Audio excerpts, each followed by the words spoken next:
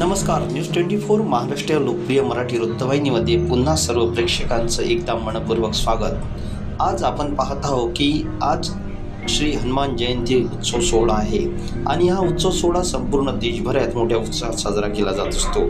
तर नांदगावपेठ येथील प्रसिद्ध काळा मारुती संस्थान येथे सुद्धा हा उत्सव सोहळा मोठ्या उत्साहात साजरा करण्यात येत आहे।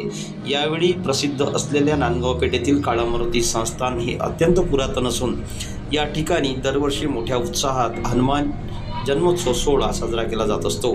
या प्रसंगी शेकडो भाविक भक्त काळा मारुती मंदिरात दाखल होऊन पूजा अर्चा करत असतात। दैनंदिन दर्शनाकरता येणाऱ्या भाविकांची मोठ्या प्रमाणात येथे गर्दी असते।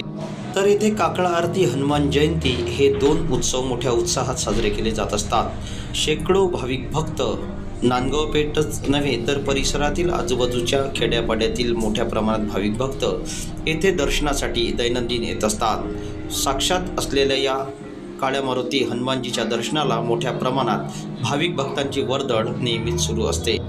श्री हनुमान जयंतीच्या शुभपर्वावर येथे मोठ्या प्रमाणात महाप्रसादाचं सुद्धा आयोजन केले जात असते।